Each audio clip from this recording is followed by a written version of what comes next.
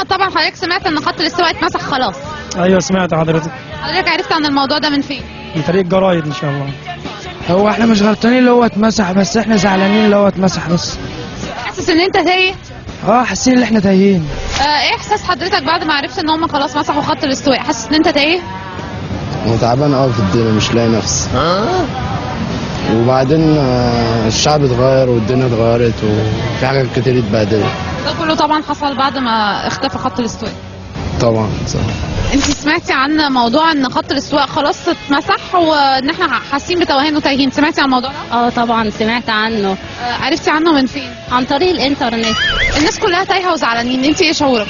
طبعا فرحانه لان هو ما بيمثلش اي اهميه، هو بس موجود على الخريطه ملوش اي اهميه، هو خط وهمي اصلا. بس فطبعا دي حاجه كويسه ان هو يتمسح.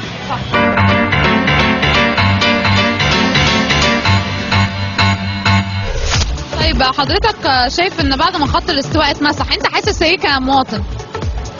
لما اتمسح هو حاليا يعني دلوقتي هي مش عارف ده هل هيوصل لايه مع الناس يعني.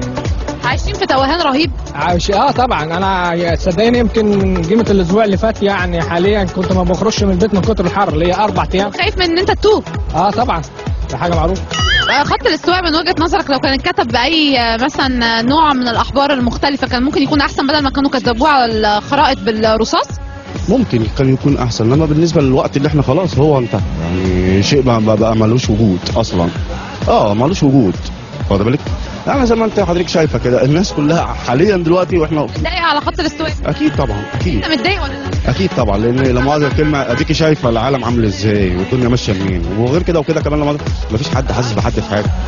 يعني اللي بيقول لا مؤاخذه الكلمه ما يحسهاش الا اللي وجعاه. صح، ونرجع ونحمل المسؤوليه في الاخر لخط الاستواء. اكيد طبعا، هو مفيش حاجه ثانيه غير كده. دلوقتي في ناس بتقول ان هم حاسين ان بسبب ان خط الاستواء اتمسح حاسين ان هم تايهين، انت حاسه كده؟ لا خالص، بالعكس ده طبعا الحياه هتكون احسن طبعا، هيختلف طبعا. لا طبعا بيقولوا ان الصناعه والتجاره هتزيد بعد ما هو اتمسح. اكيد هتزيد طبعا، لان هو طالما ملوش اي اهميه فبالعكس هيدي فرصه بقى ان التجاره والزراعه هتزيد وكده. طالما خط الاستواء اتمسح هيبقى احنا كده هنضيع خالص. خط الاستواء ده اللي بيجيب لنا الرز والفاكهه. طبعا بالتغيير الجو هو اللي بيبقى كل زرعه لها مناخ معين ربنا سبحانه وتعالى بيقلم عليه.